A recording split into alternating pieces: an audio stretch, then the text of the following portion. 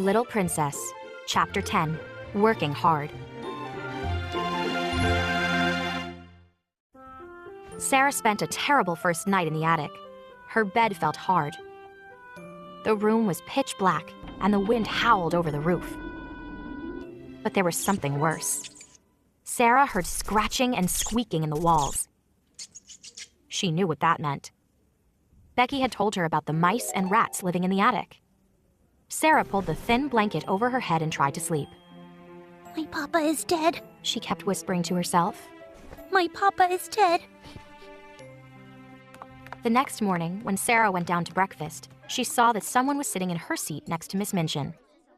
It was Lavinia. Sara, you will begin your new duties at once. Miss Minchin said coldly.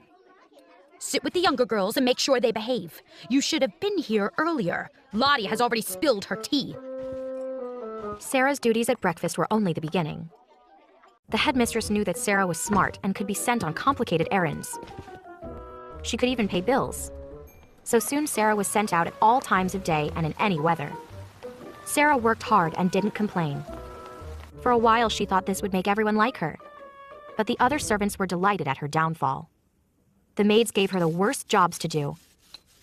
The cook always scolded her. It was convenient for them to have a new servant to blame for every problem at the school. Of course, Sara no longer went to any classes. I'm afraid I'll forget everything I've learned, she said to Miss Minchin. Well, you could use the schoolroom at night, the headmistress said grudgingly. Each night, Sara sat alone in the schoolroom, reading old books. As time passed, her clothes became shabbier. Miss Minchin told the other girls not to talk to Sara anymore. Sara now had to eat downstairs in the kitchen. Each day she worked hard, trudging through the wet streets carrying parcels and baskets. Her heart was breaking, but she was determined not to show it. Soldiers don't complain, she reminded herself. So I will not either. I will pretend I am at war.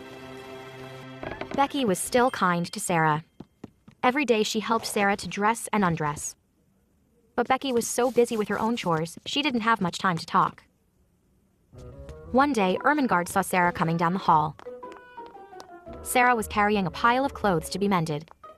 Sara looked so pale and poor, Ermengarde wasn't sure what to say. So she blurted out the first thing she thought of.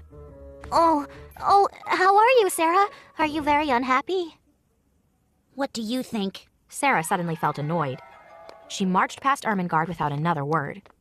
Ermengarde is just like the others, Sara said to herself. She doesn't really want to talk to me. Whenever they met after that, Sara always looked the other way. And Ermengarde always felt too awkward and embarrassed to speak. But things had changed greatly for Ermengarde too. Without Sara, Ermengarde was lonely and miserable. She constantly made mistakes during lessons, and she spent hours by herself, just staring out the window. One night, when Sara returned to the attic, she saw a flicker of light under her door. That's strange, she thought. She opened the door slowly. Inside was Ermengarde. She was sitting on the footstool, dressed in her nightgown and a red shawl. Ermengarde, cried Sara. What are you doing here? Ermengarde stumbled up from the footstool. She shuffled across the attic in her bedroom slippers. Her eyes and nose were pink from crying. I couldn't bear it anymore, said Ermengarde. You may be able to live without me, but I can't live without you. Why won't you speak to me? I thought you didn't like me. Everything is different now. I'm a servant, Sara reminded her. I don't care about that, said Ermengarde. Can't we be best friends again? Oh, yes. Sara rushed into Ermengarde's arms. I've missed you. Ermengarde looked around the room. Sara, how can you stand living here? Sara looked around the room too. Other people have lived in worse places, she replied. Think of the prisoners in the Bastille prison during the French Revolution. You could make up a story, said Ermengarde. That's a wonderful idea.